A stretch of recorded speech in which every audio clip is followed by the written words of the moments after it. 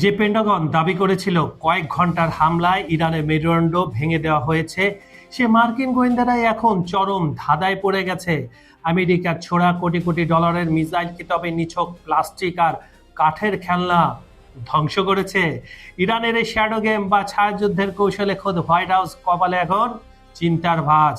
একদিকে টেক্সাসে ট্রাম্পের গর্জন, অন্যদিকে হরমুজ প্রণালীতে মৃত্যু ফাঁদ উপেক্ষা করে জাপানি ও ফরাসি জাহাজের মরণপণ জুয়া।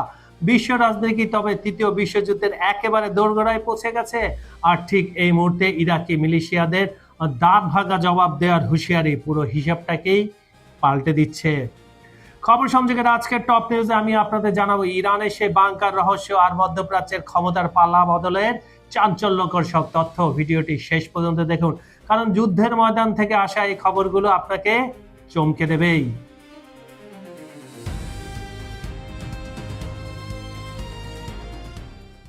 রণক্ষেত্রে শত্রু সেনাকে বোকা বানাতে ইরান এখন ব্যবহার করছে তাদের শত শত বছরের পুরনো এক মরণ কৌশল, ডিকয় বা নকল লক্ষ্যবস্তু। স্যাটেলাইট ইমেজে বা ড্রোন ক্যামেরায় যেসব মিসাইল লঞ্চার দেখে যুক্তরাষ্ট্র ইসরায়েল নিখুঁত হামলা দাবি করছে, তার বড় একটি অংশই আসলে কাঠ, প্লাস্টিক বা সস্তা ধাতুর দিয়ে তৈরি এক প্রকার খেলনা। নিউ ইয়র্ক টাইমসের প্রতিবেদনে চাঞ্চল্যকর তথ্য উঠে এসেছে। পেন্টাগন এখন চরম বিভ্রান্তিতে। তারা বুঝতে পারছে না যে গত কয়েক সপ্তাহে তাদের ছোড়া কোটি কোটি ডলারের মিসাইলগুলো কি সত্যি ইরানের মেরুদণ্ড ভেঙেছে, নাকি কেবল কিছু দামি মডেলকে ধুলোয় মিশিয়ে দিয়েছে। যুক্তরাষ্ট্র ও ইসরায়েলের ধারণা ছিল ইরানের মাটির নিচে থাকা মিসাইল বাংকার বা গুদামগুলোতে হামলা চালালে সেগুলো দীর্ঘ সময়ের জন্য অকেজ হয়ে পড়বে। কিন্তু গোয়েন্দা রিপোর্ট বলছে একেবারে ভিন্ন কথা। বাংকারে হামলা হওয়ার পর সেখানে ধসে পড়া ধ্বংসস্তূপ সরাতে কয়েক সপ্তাহ লাগার কথা। সেখানে ইরানি ইঞ্জিনিয়াররা মাত্র কয়েক ঘন্টার মধ্যে সব পরিষ্কার করে ফেলছে। What a miracle! বিস্ময়কর দ্রুততায় তারা বাংকার থেকে মিসাইল উদ্ধার করে পুনরায় মোতায়েন করছে। এই অতিমানবীয় গতি মার্কিন রণকৌশলবিদদের কপালে চিন্তার ভাঁজ ফেলে দিয়েছে। তারা চিন্তা করছে কোন সেই টেকনিক, কোন সেই ইকুইপমেন্ট যা দিয়ে এত দ্রুত সবকিছু পরিষ্কার করা সম্ভব। তারা ভুলে গিয়েছিল ইরানিরা শিক্ষিতের চরম পর্যায়ে আছে। তাদের প্রচুর কি রয়েছে, তাদের প্রচুর ইঞ্জিনিয়ার রয়েছে এবং শুধু দক্ষ মেধা নয়, তারা দেশাত্মবোধে একদমে লড়াকু।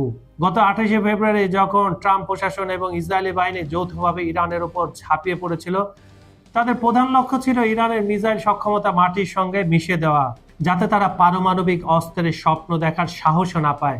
কিন্তু 4 এপ্রিলের গোয়েন্দা তথ্য বলছে ইরানের ভান্ডার এখনো ফুরিয়ে যায়নি। শত শত মোবাইল লঞ্চার এবং হাজার হাজার মিসাইল এখনো অক্ষত অবস্থায় বিভিন্ন গোপন আস্তানায় লুকিয়ে রাখা হয়েছে। বর্তমানে পরিস্থিতি এমন দাঁড়িয়েছে যে যুক্তরাষ্ট্র কতগুলো আসল লঞ্চার ধ্বংস করতে পেরেছে তার কোনো সঠিক পরিসংখ্যান তাদের কাছে নেই। ইরানের এই শ্যাডো গেম বা ছায়াযুদ্ধ মার্কিন সামরিক সক্ষমতাকে বড় ধরনের চ্যালেঞ্জের মুখে ফেলে দিয়েছে। অত্যাধুনিক প্রযুক্তি আর গোয়েন্দা নজরদারিকে বুড়ো আঙুল দেখিয়ে তেহরান প্রমাণ করছে কেবল শক্তিতে নয়, বুদ্ধিতেও তারা কোনো অংশে কম নয়। যুদ্ধের ময়দানে এই লুকোচুরি খেলা মধ্যপ্রাচ্যের উত্তাপকে আরো কয়েক গুণ বাড়িয়ে দিয়েছে।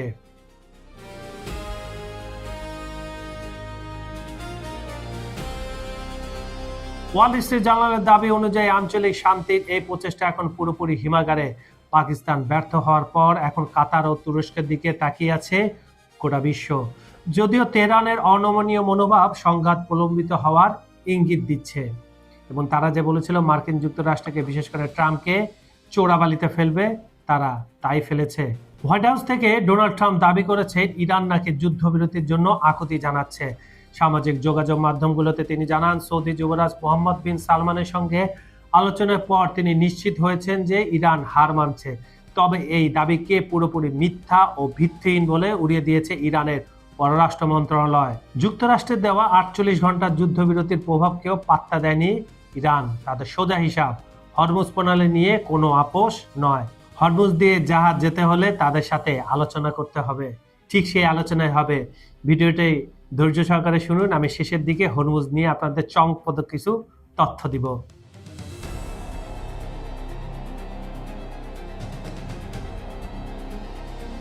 যে হরমুজ প্রণালীকে ইরান অবরুদ্ধ ঘোষণা করেছে সেই জলপথেই প্রাণ হাতে নিয়ে ঢুকে পড়েছে জাপান, ফ্রান্স ও ওমানের 3টি বিশাল তেলের ট্যাঙ্কার।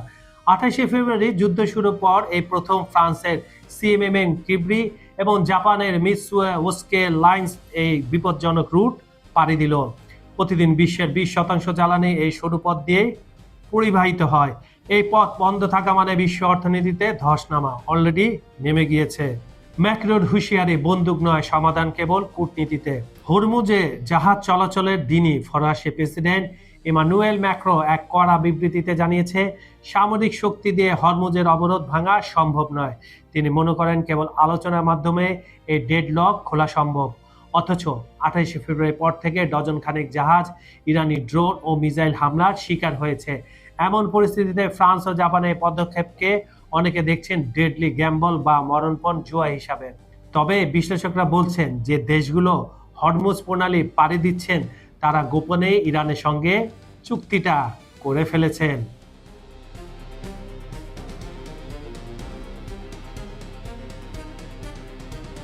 অন্যায় ও অপশক্তির বিরুদ্ধে ইরান এখন আর নিঃসঙ্গ কোনো যোদ্ধা নয়। পশ্চিমা সাম্রাজ্যবাদ এবং তাদের দোসরদের রুখে দিতে এবার ইরানের পাশে বুক চিতিয়ে দাঁড়িয়েছে লেবানন ও ইরাকের শক্তিশালী প্রতিরোধ গোষ্ঠীগুলো। পারস্য শক্তির এই উত্থান যে কোনো রক্তচক্ষু বা সামরিক অভিযানে দমানো সম্ভব নয়, তা এখন বিশ্বমঞ্চে স্পষ্ট। এরই ধারাবাহিকতায় এবার সরাসরি মার্কিন প্রশাসনকে হুঁশিয়ারি দিয়েছে ইরাক ভিত্তিক শিয়া সশস্ত্র গোষ্ঠী কাতায়েব সাইদ আল সুহাদা, তাকে কেএসএস বলা হয়। তাদের পরিষ্কার কথা, এখন থেকে লড়াই হবে সমান তালে, অর্থাৎ দাঁতের বদলে দাঁত এবং চোখের বদলে চোখ তুলে নিতে তারা বিন্দুমাত্র দ্বিধা করবে না।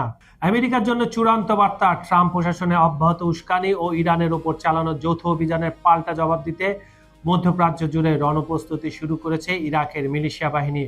সম্প্রতি কুয়েতের ভূখণ্ড ব্যবহার করে ইরানের ওপর হামলার যে কোনো প্রচেষ্টাকে কঠোর হাতে দমনের ঘোষণা দিয়েছে কেএসএস। তারা স্পষ্ট করে জানিয়ে দিয়েছে, কুয়েত বা অন্য কোনো প্রতিবেশী দেশের মাটি ব্যবহার করে ইরানে আঘাত আসলে তার পরিণাম হবে অত্যন্ত ভয়াবহ। ইরাক ও জর্ডানে থাকা মার্কিন সামরিক ঘাঁটিগুলো এখন এই প্রতিরোধের যোদ্ধাদের নিশানায় রয়েছে। লেবাননের সুরক্ষা ইরাকি ঢাল, শুধুমাত্র ইরান নয়, অ্যাক্সেস অব রেজিস্ট্যান্সের অন্যতম শক্তি লেবাননের সশস্ত্র গোষ্ঠীগুলোর জন্য ঢাল হিসাবে আবির্ভূত হয়েছে ইরাকি যোদ্ধারা। সিরিয়ার মাধ্যমে লেবাননের শিয়া বাহিনীকে দমানোর চেষ্টা করা হলেও আহমেদ আল সারা সরকারকেও মার্কিনীদের মতো পরিণতি ভোগ করতে হবে বলে হুঁশিয়ারি দেওয়া হয়েছে। ইসলামী বিপ্লবের আদর্শ রক্ষায় প্রয়োজনে আন্তর্জাতিক সীমান্ত ভেঙে গুড়িয়ে দিয়ে শত্রুর ডেরায় ঢুকে আঘাত হানবে এই জানবাজ যোদ্ধারা। ঐশ্বরিক সহায়তা ও বৃহত্তর জোট, যুদ্ধের এই সংকটময় মুহূর্তে ইয়েমেনের সশস্ত্র গোষ্ঠীগুলোর পক্ষ থেকে আসা সমর্থনের ঘোষণাকে ঐশ্বরিক সহায়তা হিসাবে স্বাগত জানিয়েছে ইরাকের ছায়াযোদ্ধারা।